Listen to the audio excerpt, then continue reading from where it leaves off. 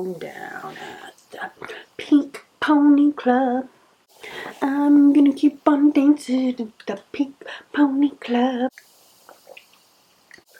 Say hi, Luna. Say hi. She's so cute. Let's talk January reads. Hi guys, welcome back.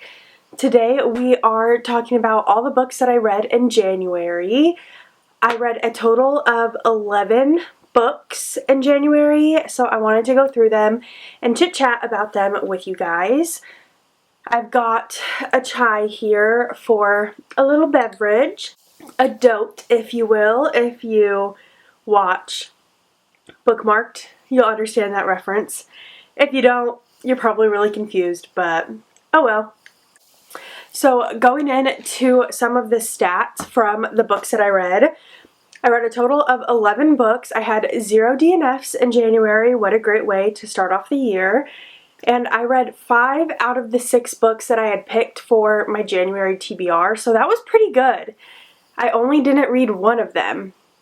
So I am very happy about that. As for the genres that I was reading, the most that I read was fantasy. I read 4 fantasy books. Otherwise, I read 2 graphic novels / manga, 2 like memoir, biography type books, 1 historical fiction, regular fiction, and romance.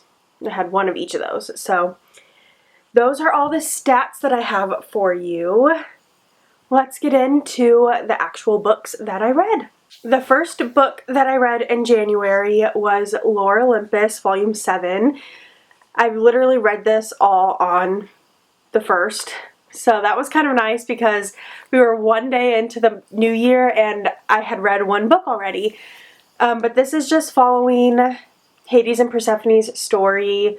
I have been really enjoying these graphic novels. I gave it 3 stars. That is pretty much my go-to rating for graphic novels because I feel like, I don't know, I can't connect with them as well as I can with other books because they're so short. So I usually give them like 3-star ratings, but I really enjoyed this one, just like all the other ones. I'm not going to go into too much detail because I've literally talked about one of these each month since I started my YouTube. So I'm sure you guys are sick of hearing me talk about them, but I'm pretty sure there's only 1 more that's out currently. So you won't have to hear me talk about it much in the near future if you are sick of me talking about Lore Olympus.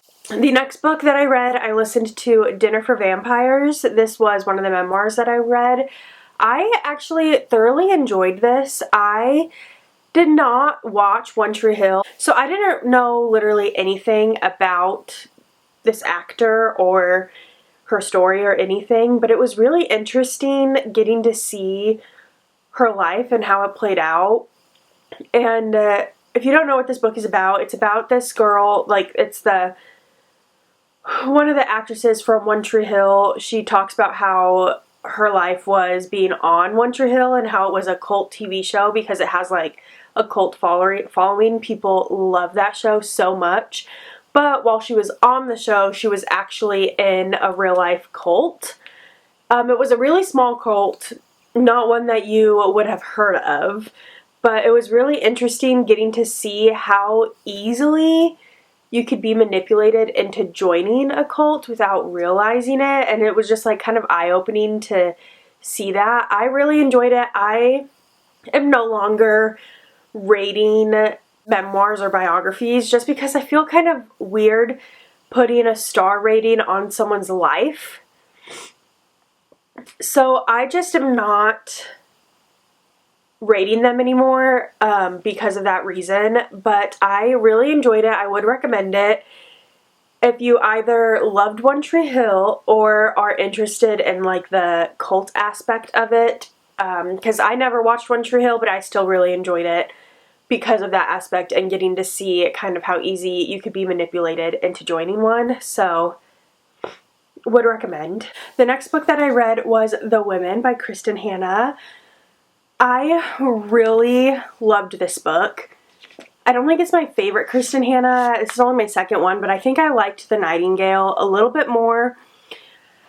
But I still really enjoyed it. It was my first ever Vietnam War based book. So I thought it was really interesting getting to see a story told from that war, because I'm usually, if I'm reading a wartime story, it's usually World War II. So it was really interesting getting to see it, a different war. And it was also told from a nurse's point of view, which I've never read a book based in war based off like a nurse. It's always like just a random person in that time period, not a nurse. So it was really heartbreaking getting to see everything that she saw as a nurse during the war, but then also seeing how people were treated coming home from Vietnam when they lived in the US was really heart-wrenching, because these people like went and fought for our country, and then people didn't believe that we should have been fighting in that war, so they treated the people coming home from war so terribly. And the women especially, because it was during a time period where women weren't going to war. They weren't fighting. They could only go as nurses, and when she would try to get help from like the VA or something, they like would tell her there was no women in Vietnam, and so she couldn't get the help that she needed because no one wanted to acknowledge that there were women fighting for the country through being nurses. So that was really heartbreaking. But the ending of this, I sobbed. It really got me in my feels. I gave this one a 4.75 out of 5. I know, that's really, really specific. It would have been a 5-star read. The only reason I knocked it down, and I didn't want to knock it down a full half star because of this, because like I said, I loved it so much. I was so close to being a 5-star, but I just felt like a lot of the stuff that was happening to the main character became unrealistic, because it was literally everything you could think of bad to happen to someone happened to the main character in this book.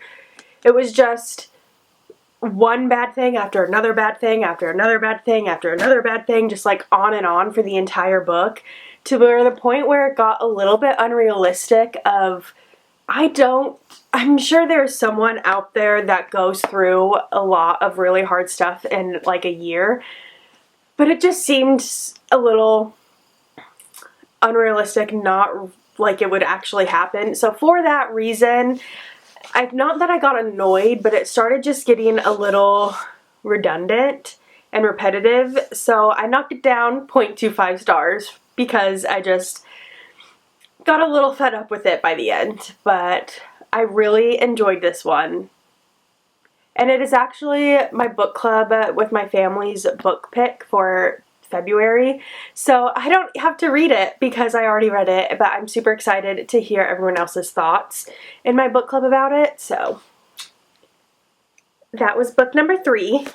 The 4th book that I read in January was Wild Love by Elsie Silver. This was my first Elsie Silver book, and I really enjoyed it. I have already bought in the second one, and it's actually on my February TBR. But I really enjoyed the story between this. It was a billionaire romance, and I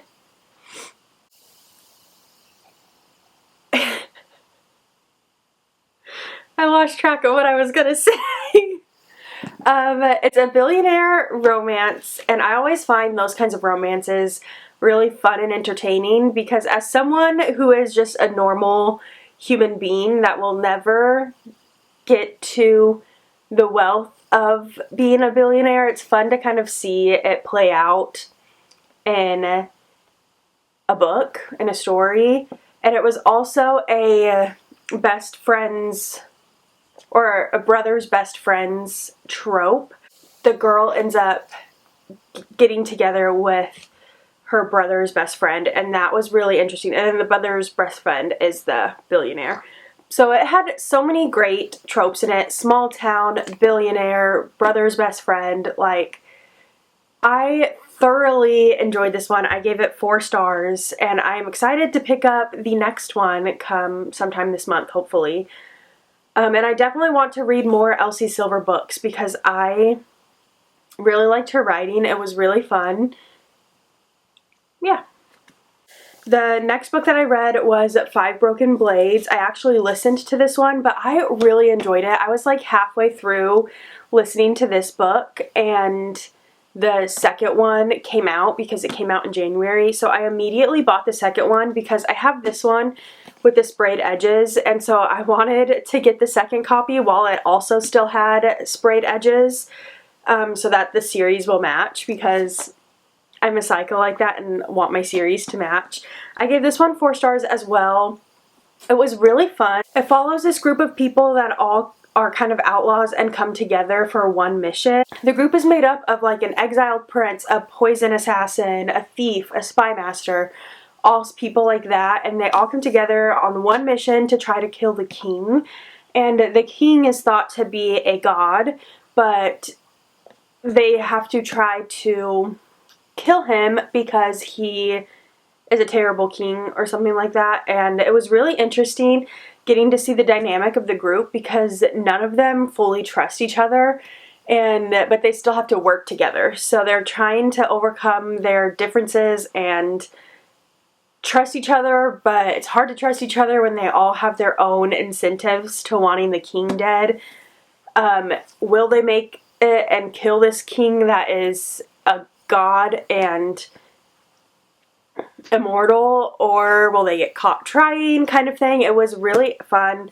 I had a blast. I'm excited to get to the second one sometime soon, hopefully, because this one ended, like, it intrigues me to read the next one. So 4 stars for this one. And then I read another manga graphic novel. I read volume 7 of Spy Family. Again, not going to talk too much about this one because I have probably mentioned 1 or 2 of these every month since I started my YouTube as well. It is really fun little story. Follows a spy and his fake family. His fake wife is an assassin, his fake daughter is a telepath and can read minds, and then their dog can see the future. So it is really fun, but none of them know. The daughter knows everyone's secrets because she can read minds, but the spy and the assassin don't know that the other is that, or that their daughter can read minds. So it's a really fun, entertaining story, and there is a anime based off of it, and I do want to watch the anime, but I want to read more of them first because I don't know how far the anime goes, and I don't want to get any of the manga spoiled for me. So eventually I will watch the anime as well, but I really enjoy them. 3 stars. Yep, I read it on my Kindle. Love Libby for that. The next book that I read was The Wedding People by Alison Esbach. I had been seeing a bunch of people talk about this one, and it sounded really interesting. And it was interesting, I just don't think it was fully for me. I ended up giving it 3 stars, so I still enjoyed it, but it wasn't my favorite. The beginning of the book was just really hard to get into, which I kind of knew going forward, like going into it, that it's like a hard topic because the main girl in this book, she books a night at a hotel to kill herself. She wants to end her life. And when she gets to this hotel, every other guest at this hotel is there for this big, extravagant, $1 million wedding. And she gets into the elevator with the bride on the way up to their rooms. And she ends up telling the bride that she's there to kill herself. And so the bride is like, no, you can't do that. This is my wedding week. And she tries to stop her from committing suicide. The first, 20% to 30% of the book is leading up to her trying to commit suicide. Obviously, that's only 30% of the book, so it doesn't end up happening. But up until that point, it was just really, really hard for me to read and really hard for me to get into because of that. But after that, it was really interesting because you kind of got to watch her learn how to relive life and find that spark and joy in life again. So I really liked that part of it. Like this last half of the book I really enjoyed, but the first half was just hard for me to get into, and it was really depressing. So I don't think this book was fully for me. I am glad I read it because I understand why some people love this book. I can see why it got so much hype behind it last year when it came out, but I just wasn't fully for me. That's okay. And then I reread Harry Potter and the Half-Blood Prince.